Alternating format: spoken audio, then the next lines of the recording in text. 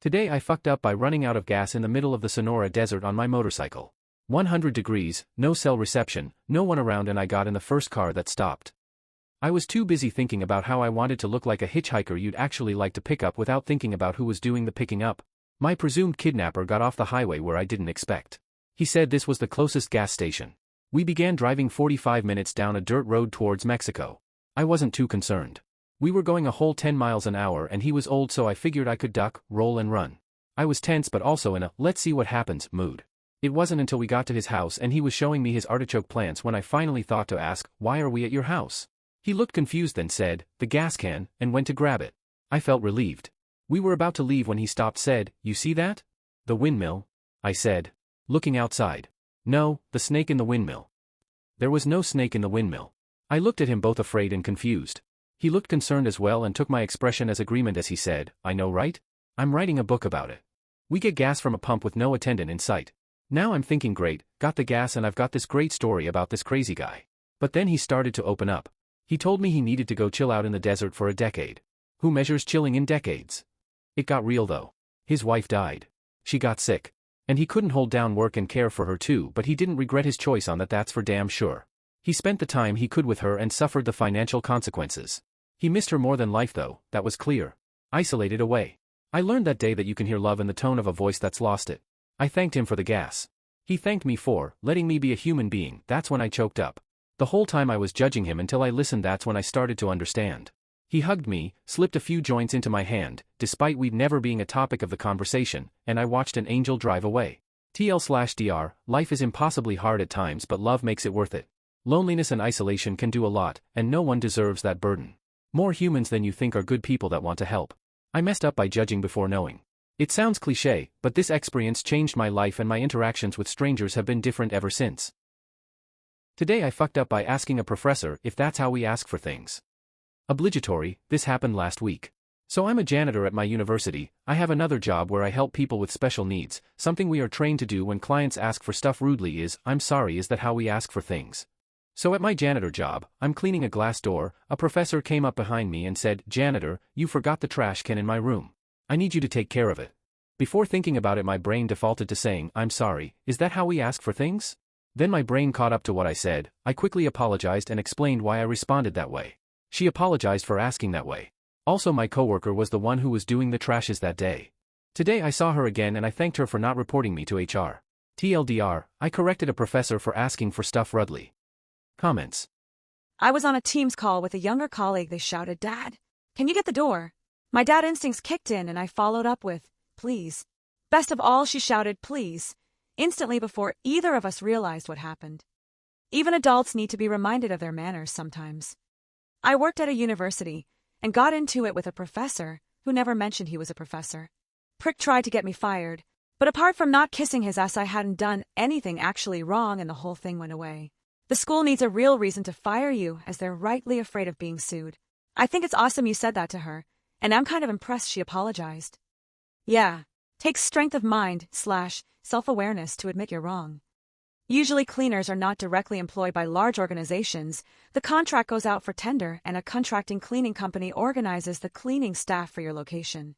The school just say that one of your cleaners has had a few reports of being difficult to work with, and then the contracting company will fire them as they don't want to lose the contract for the location, or they warn them and rotate them to another organization they contract to. Cleaners are usually easy to replace. Finding good, reliable staff can be hard for any low-skill occupation.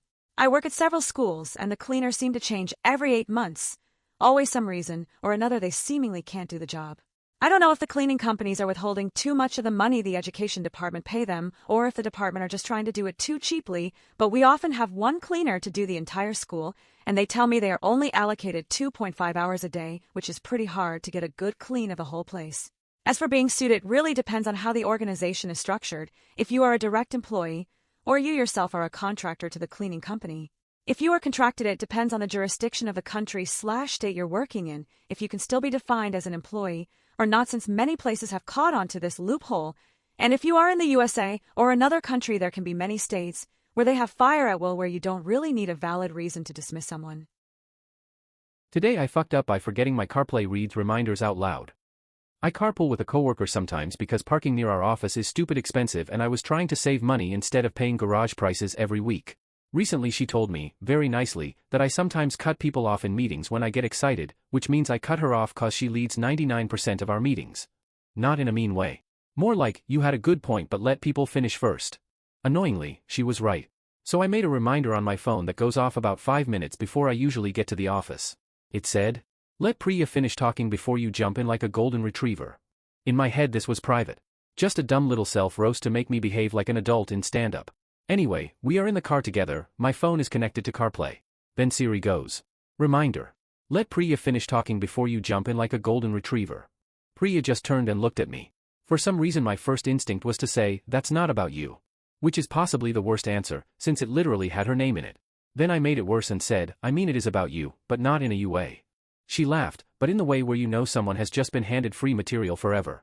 Later in stand-up, after she finished talking, she looked over and said, "Golden retriever, your turn." So now I have successfully stopped interrupting people, but only because I have been publicly domesticated by my own phone.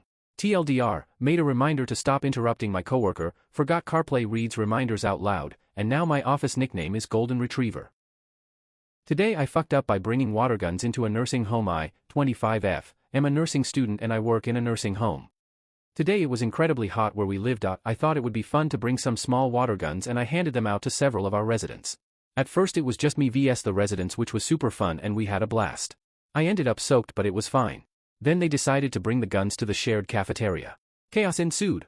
At some point we had residents from all units joining in the water fight. Which was great.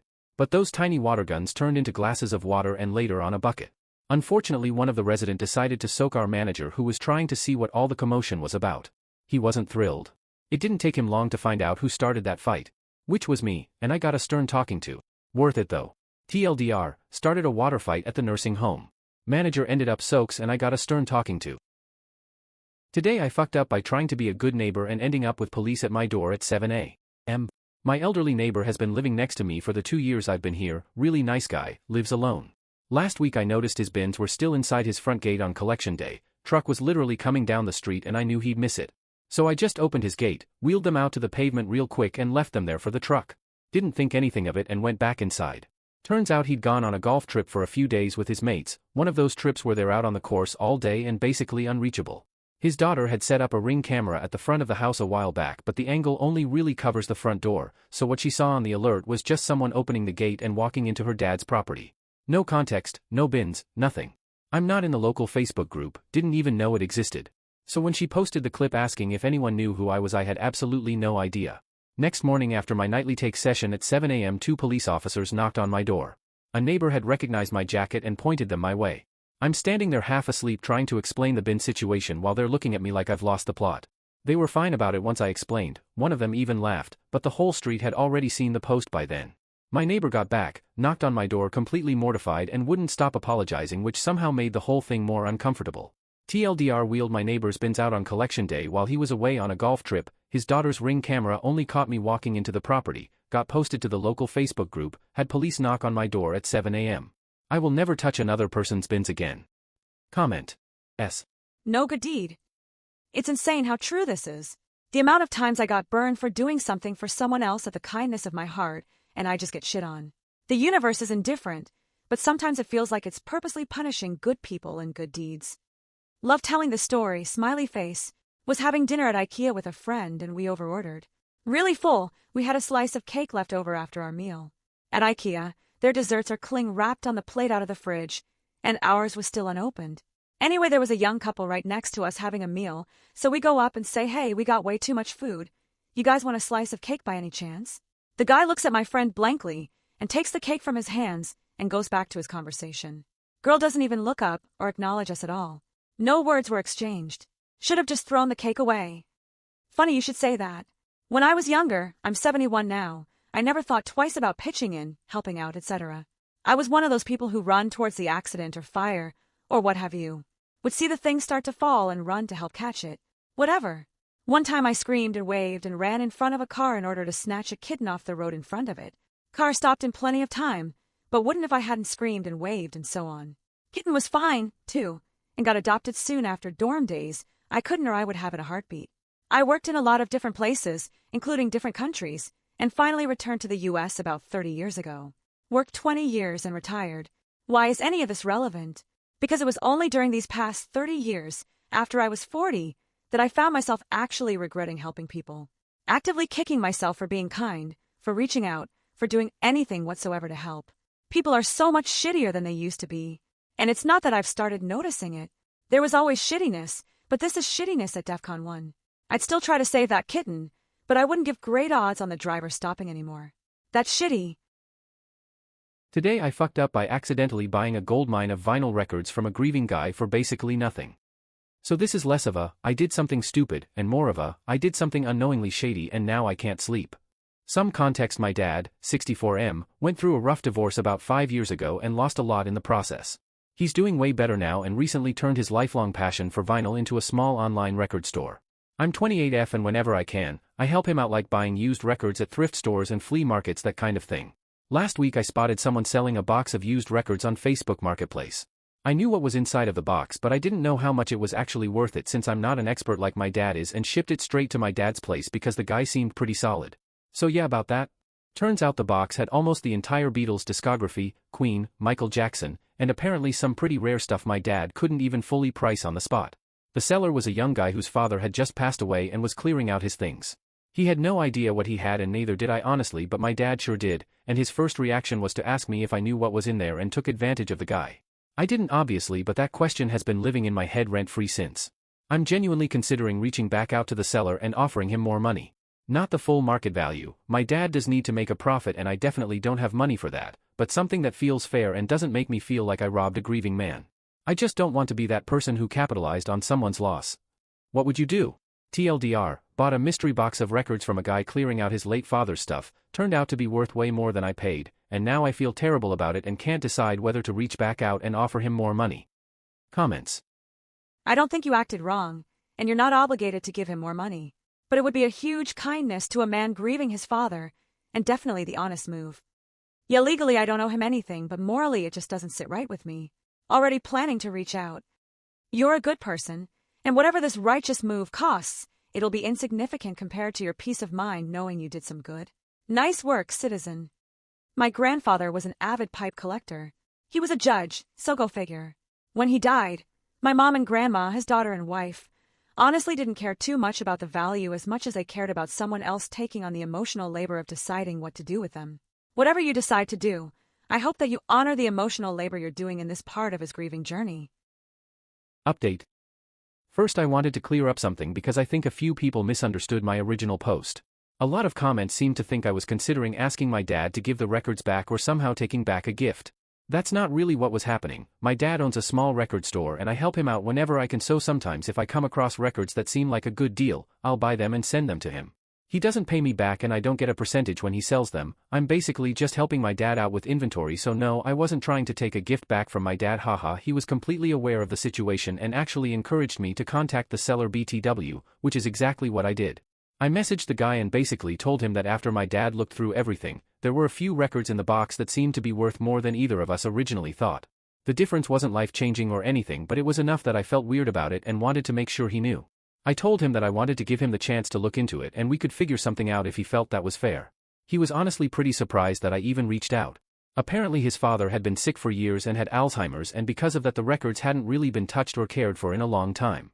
He said the box I bought had basically been sitting around collecting dust for years and he genuinely wasn't sure what condition the records were in, which is part of why he priced them the way he did.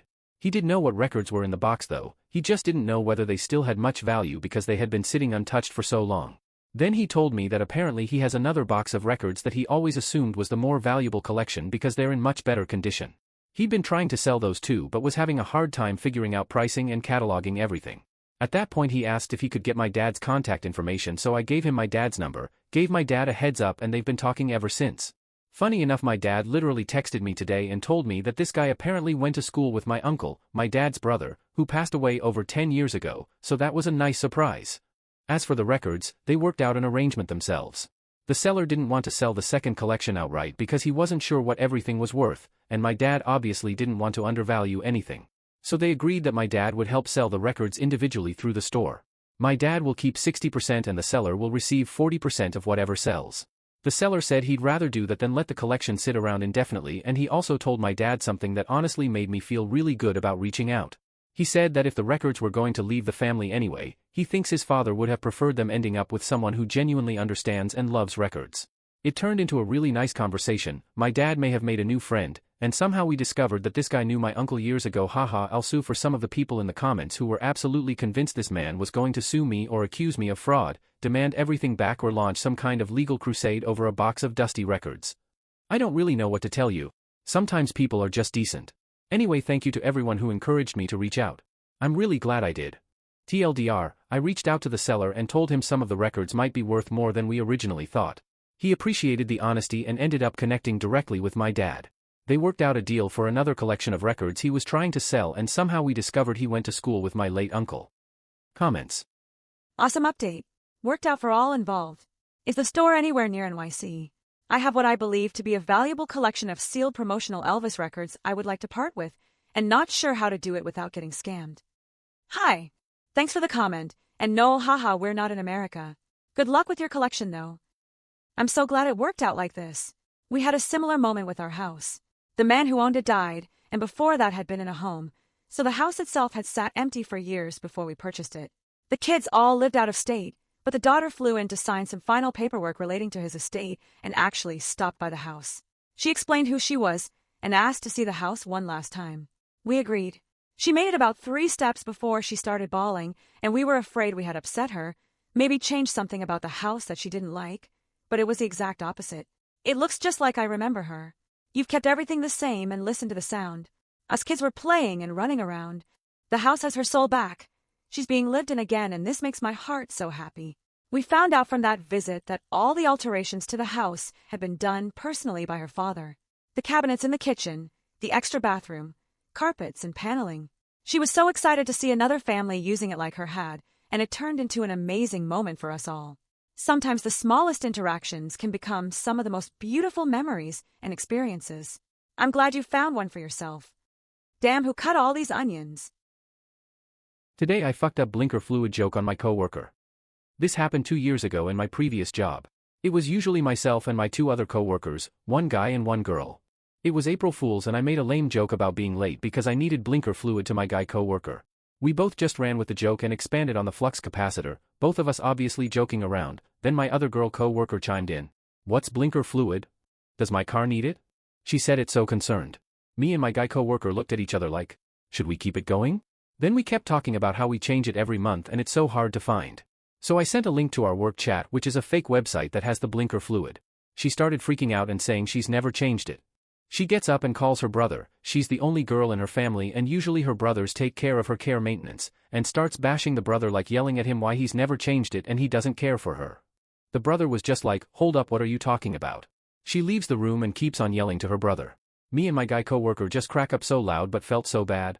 When she returns she said her brother will do more research and take care of it. The next day she comes in, I hate you guys. And she didn't talk to us the rest of the week. I still feel bad. TLDR, blinker fluid inside joke turned into mayhem on a poor innocent sibling. Today I fucked up by telling my little sister about my financial situation for the first time in her life. Edit, spelling a little backstory. I started raising my sisters when I was 15 because our parents weren't present. I was the one buying school clothes, supplies, birthday presents, food, Christmas, whatever they needed. I never wanted them to feel the weight of in total problems. So I made sure they never did. Fast forward 12 years. Life got hard. Really hard, working 2 jobs, trying to make sure my 7-year-old son never goes hungry, helping support one of our parents who isn't contributing financially, selling just about everything I own to stay afloat. My fiancé totaling his car. Losing his job due to being sold. Somehow, I was still trying to be the person my sisters can come to when they needed something. Out of the 4 of us, my third just graduated high school and is getting ready for college. But even she didn't know how bad things have gotten because I never told her. I never told any of them. For the first time I broke down. I told her everything, but before I did, I made her promise me one thing, that nothing would change.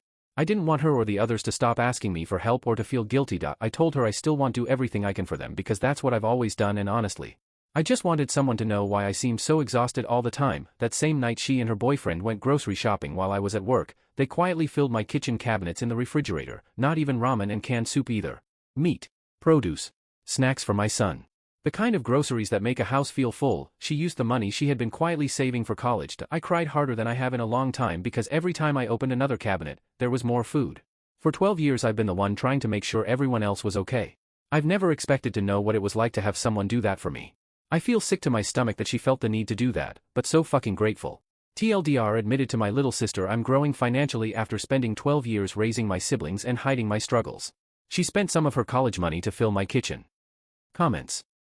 Sounds like you set a good example. Keep taking care of each other. It sounds like you did the opposite of fucking up. It sounds like you stepped the fuck up and took care of your family. You clearly did what you set out to do. Make the people you love feel secure. They didn't think about your situation, not because they were being callous, but because they didn't understand that sometimes you don't have anyone in your corner. They have always felt loved and supported, so they didn't have to consider you being alone in this possibility. You've taught them empathy and respect and kindness. Let them use the lessons they've learned.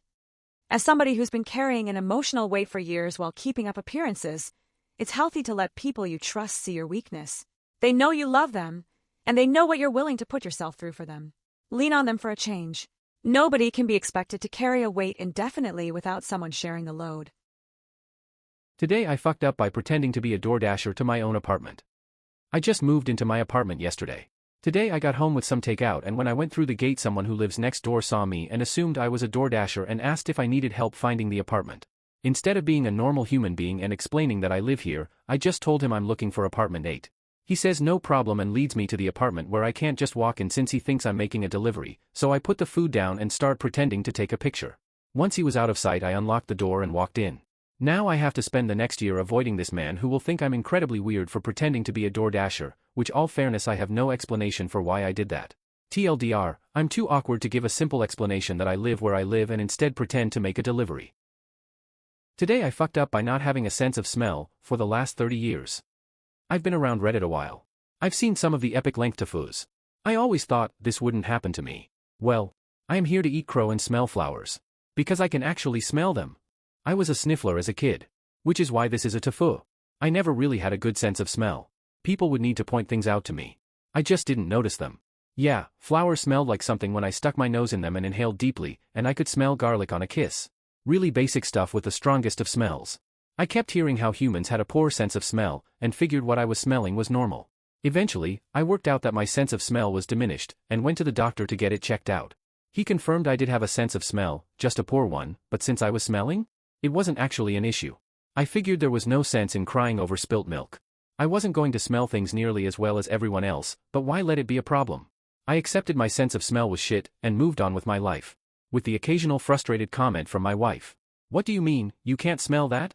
Plus, there were some benefits. Gross jobs weren't as gross. I couldn't tell the difference between fancy versions of food and the basic stuff. Hey, silver linings everywhere, right? Then I got sick. Not terribly sick, but it was a bad viral cough that I couldn't shake.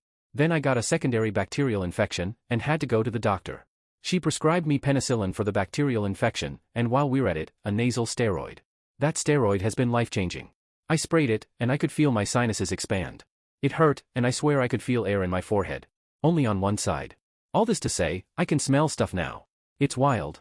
There's a whole world of scents and other stuff out there that I was completely missing. Best we can tell, I sniffed so much as a kid that I completely packed my sinuses, or otherwise made them unhappy. Apply nasal steroid to the problem, they open back up, and I can smell. I'd say more on the topic, but I want to keep exploring stuff. Like, garlic smells really strong, even in the kitchen. Who would have thunk?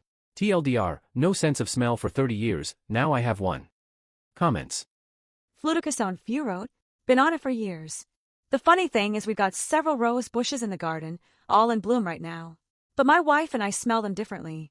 For me, the dark red ones have the strongest smell, and very nice indeed. She can hardly smell them but gets a lot from the pink roses, which have only the faintest smell to me. So I think it's more complex than just yes/no smell. I stopped taking it after 2 years cause the risk of glaucoma, which my mother and sister have, but that spray was so damn helpful I wish I can take it again, just scared of the risk. All I can say is that I've been taking nasal fluticasone furoate for decades to help with my nasal breathing when I am using a CPAP machine for my sleep apnea, and there's never been a suggestion that glaucoma was a risk. I just used it when I was sick 1 or 2 times. I used it for only like 3 days, and developed a tolerance. Sounds crazy, but the rebound from overusing and developing a tolerance to this stuff is worse than the original issues. It's wild. My ex was absolutely addicted to it. She was going through bottles of the stuff because she couldn't bear the blockage if she stopped. Had to stop one nostril at a time, so it was less of an issue. Thanks for watching my video. Please like it and subscribe, and stay tuned for more stories.